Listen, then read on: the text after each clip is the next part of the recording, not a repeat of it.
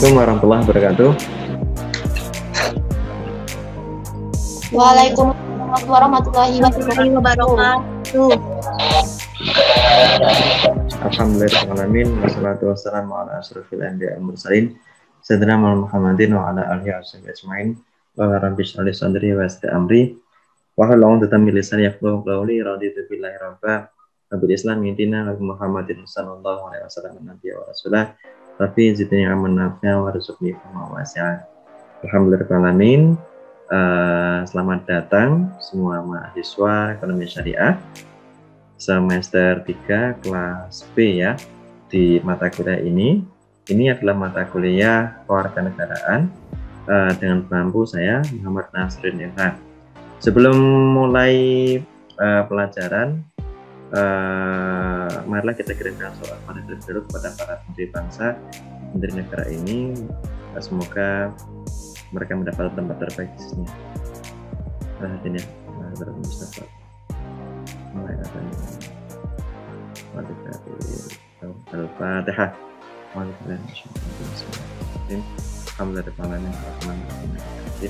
Ya kan untuk ya kan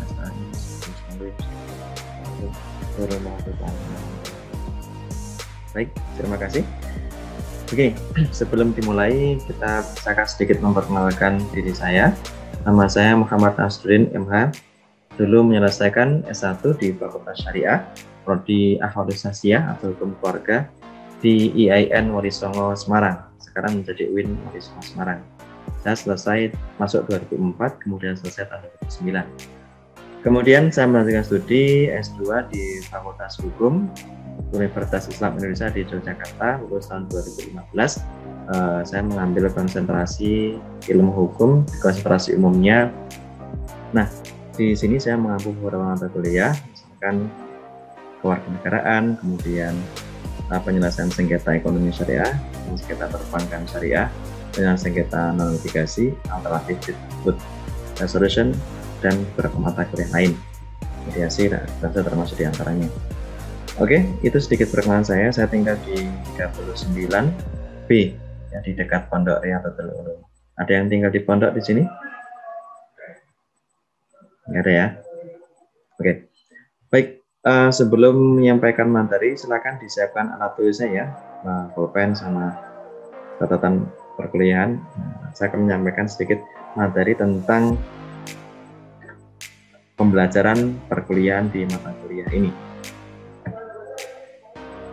Rencana pembelajaran semester berbasis KKNI untuk Fakultas Ekonomi dan Bisnis Islam IAIN Metro.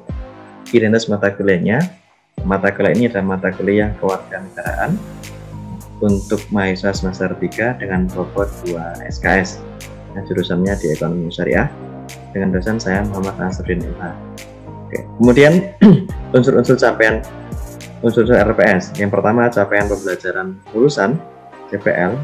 Nah, diharapkan ketika sudah mengambil mata kuliah ini, mahasiswa bisa memiliki konsep dasar, tujuan, pendekatan, ya, kemudian kedudukan, dan tentang pendidikan kewarganegaraan dalam sistem pendidikan di Indonesia. Yang pertama, tahu konsep dasarnya seperti apa, tujuannya seperti apa, pendekatan dan kedudukan pendidikan kewarganegaraan dalam sistem pendidikan nasional. Yang kedua, mahasiswa memiliki identitas nasional, memahami identitas nasional beserta penyusunnya, kemudian mahasiswa memiliki konsepsi negara dan nasionalisme, kewarganegaraan, konstitusi, demokrasi, otonomi daerah, good governance, hak asasi manusia, civil society, dan isu budaya tentang kebangsaan. Nah, kemudian standar kompetensinya. Kompetensinya diharapkan mahasiswa mampu mengembangkan sikap, perilaku, pola pikir, wawasan, pengetahuan, dan keterampilan mahasiswa sebagai warga negara Indonesia yang baik, ya, secara komprehensif dan integral dalam kehidupan berbangsa dan negara. Jadi mata kuliah ini tidak semata-mata mengasah pengetahuan, tapi juga keterampilan, wawasan, pola pikir, perilaku, hingga sikap. Ya, dalam konteks kita sebagai warga negara yang baik. Kemudian mata kuliah ini ya didasarkan sebagai mata kuliah yang akan memberikan pengalaman tentang prinsip-prinsip negara dan kewarganegaraan dari berbagai aspek, dan pada akhirnya akan menjelaskan tentang bagaimana menjadi warga negara yang baik. Kemudian kontrak perkuliahan. Nah, perkuliahan akan diawali dengan presensi, di mana seluruh peserta studi mengisi daftar hadir di LMS. Nah, nanti karena LMS masih belum siap, jadi kita selenggarakan daftar hadirnya di Google Form. Tadi sudah saya share di grup, silakan diisi terlebih dahulu ya. Atau karena ini sudah berjalan, nanti bisa diisi setelah perkuliahan. Kemudian, kehadiran minimal yang disyaratkan untuk bisa mengikuti ujian akhir semester adalah 80%. Jadi minimal Anda harus hadir dalam perkuliahan sebanyak 80%. Nah, kalau Anda tidak hadir, silakan izin. Ya. Kemudian ujian akhir akan dilaksanakan setelah setidaknya 80% materi tuntas dibahas. Jika ada materi yang tertinggal belum dibahas sementara waktu mencukupi, maka akan dibuka kelas tambahan ya, yang disepakati bersama satuannya. Kemudian setelah lewat batas, nilai akan diumumkan. Nah, kemudian setelah selesai ujian nanti nilai akan diumumkan dan akan diberikan batasan beberapa hari. Nah, setelah beberapa hari tidak ada yang konfirmasi, maka nilai dianggap final dan tidak ada revisi nilai lagi jika sudah nilainya final. Kemudian strategi perkuliahan. Pada pertemuan perdana, seluruh peserta studi akan mendapatkan tema yang akan direview dan akan dipresentasikan. Nah, materi nanti seluruh peserta studi ini bermahasiswa akan kita bagi ke dalam 12 kelompok yang masing-masing kelompok akan mendapatkan materinya. Nah, berbeda dengan mata kuliah lain yang lebih banyak membuat makalah, untuk mata kuliah ini tidak ada tugas makalah ya. Tugasnya membuat konsep map ya, membuat konsep map saja dari materi yang ada. Materinya nanti bisa diambil dari buku ini ya, dari tim UIN ITC UIN Jakarta, Demokrasi Hak Indonesia dan Masyarakat Madani. Ini buku primer yang akan digunakan. Nanti materi bisa dari sini. Kemudian silakan dibaca, direview dan dibuatkan konsep webnya. Nanti setelah itu dipresentasikan sesuai dengan kelompok masing-masing yang jumlahnya ada 12 kelompok.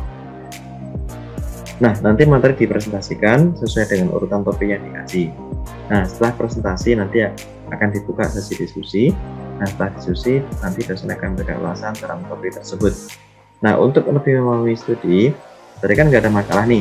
Nah, sebagai gantinya nanti dosen akan memberikan penugasan kepada peserta studi dalam wujud esai singkat ya, yang berkaitan dengan topik yang akan dibahas dengan sudut pandang dan titik api tertentu. Nah, esai singkat ini dikumpulkan pada pertemuan Anda. Jadi Anda punya waktu kurang lebih 7 hari untuk menyelesaikan esai tersebut. Singkat saja, cukup 1 halaman saja. Nah, nanti serasa dosen akan meminta mahasiswa terpilih untuk mempresentasikan esainya dan dibuka forum diskusi pada awal perkuliahan. Sebelum presentasi tim utamanya. Kemudian sumber bacaannya yang primer adalah ini ya. Ini buku primer yang akan kita gunakan sebagai materi pelajaran. Adapun buku yang ini tetap bisa dibaca sebagai pengayaan terhadap buku primernya. Selanjutnya kita bagi dalam rencana pembelajarannya ya. Nah, dalam rencana pembelajarannya ada 3 poin. Pertama, capaian pembelajarannya apa, kemudian mekanisme pembelajaran dan evaluasinya. Yang pertama, pada peran pertama ini kita akan perkenalan tadi sudah ya, kemudian memaparkan arah perkuliahan sudah kita bahas. Kemudian saya nanti akan menjelaskan tentang pengantar pendidikan kewarganegaraan. Konsep dasar kewarganegaraan itu apa, tujuannya bagaimana, pendekatannya bagaimana, dan kedudukan pendidikan kewarganegaraan dalam sistem pendidikan di Indonesia. Ya, kemudian nanti kalau yang pertama lebih banyak pada ceramah diskusi. Nah, kemudian alokasinya 1 kali 2 SKS atau 50 kali 2 SKS, totalnya 100 menit. Kemudian di sini nanti tadi sudah kita bahas ya kontrak belajarnya. Kemudian untuk menyanyikan lagu tadi memulai doa tadi sudah ya. Untuk menyanyikan lagu nanti kita mulai di pertemuan yang nomor 2 ya. Kemudian nanti saya akan buat konsepnya seperti apa. Dan sekarang kita membahas tentang RPS-nya. Selanjutnya nanti kelompoknya kita bagi dalam 12 kelompok ya. Oke, kelompok pertama akan membahas materi tentang identitas nasional ya.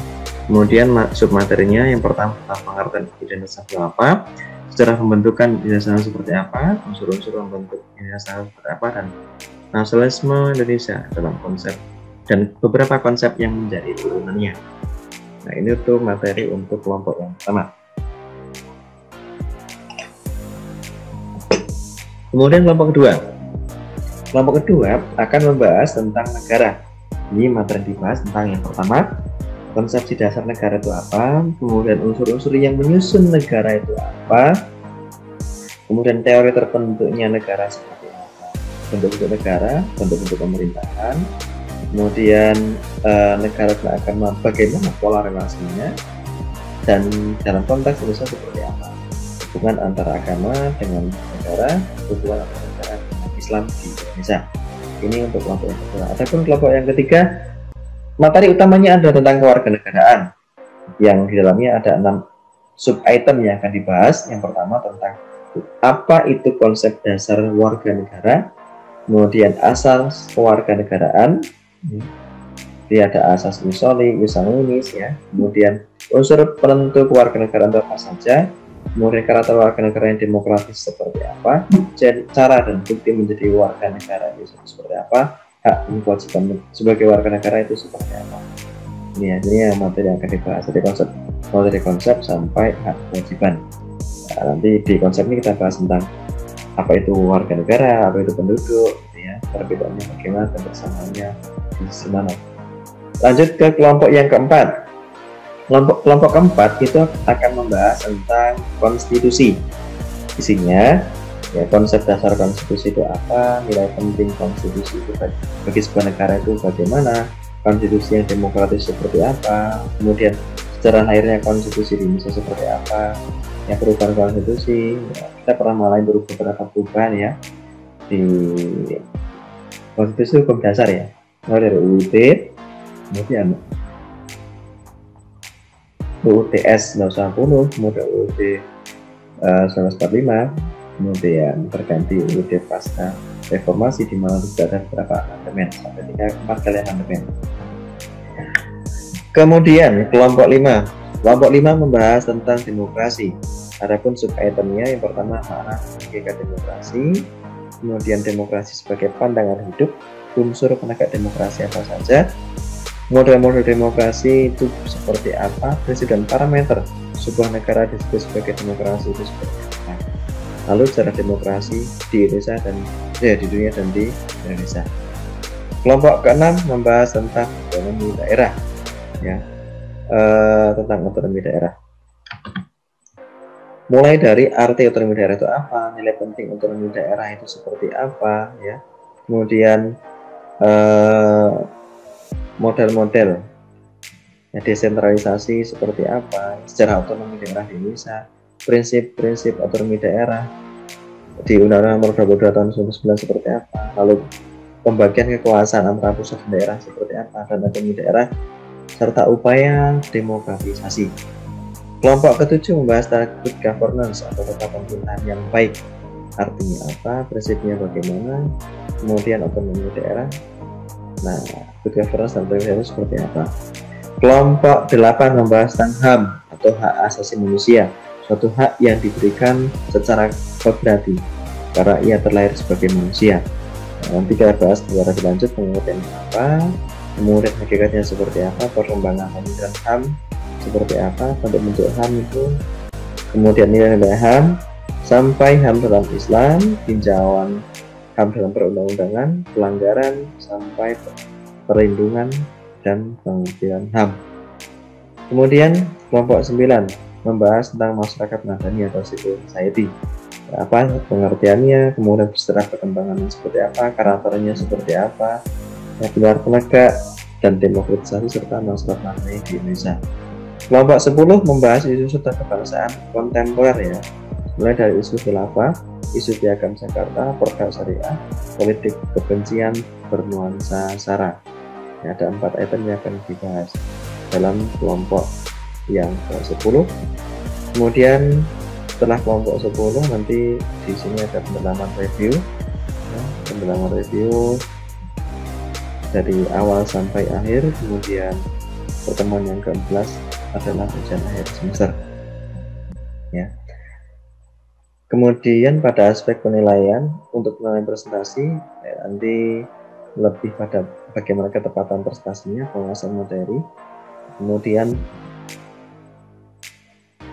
pembuatan konsep map dan ketepatan konsep map, ya, serta prestasi serta keaktifan. Ini penilaiannya. Kemudian penilaian secara umum ada 1, 2, 3, 4, ada 4 item ya. Yang pertama adalah keaktifan. Ini artinya Anda hadir di kelas yang mengisi daftar materi, poinnya 15%. Kemudian selanjutnya adalah 20% tugas, baik tugas mandiri ataupun tugas kelompok. Tugas mandiri nanti menulis esai, tugas kelompok membuat konsepnya dan mempresentasikan materinya. 25% ujian tengah semester. Kemudian terakhir adalah 40% UAS. UAS ini ada 2 komponen ya. Yang pertama portofolio, yang kedua adalah ujian. Yang masing-masing mendapatkan poin 20%. Portofolio itu apa toh? Nah, portofolio itu adalah catatan-catatan perkuliahan. Jadi setiap perkuliahan Anda siapkan catatan, ya. Setelah catatan itu kemudian dalam lembar kertas itu ya, atau di binder, ya, Anda punya binder sendiri atau buku sendiri yang membahas tentang kewarganegaraan. Ya, jadi di situ dikumpulkan pada pertemuan terakhir. Cukup dalam wujud file PDF saja, nanti di-scan ya. Jadi sehingga kemudian ada 20% untuk nilai ujian Anda menjawab pertanyaan. Gitu, sehingga totalnya menjadi 100%. Baik, sampai di sini apakah ada yang ditanyakan terkait dengan program kita? Jadi nanti kita bagi dalam 10 kelompok ya, kemudian saya bagi dalam 10 kelompok, masing-masing menyiapkan konsep map. Konsep map bisa ditulis di lembar kertas atau bisa juga ditulis di PowerPoint. Nah, nanti itu yang akan dipresentasikan.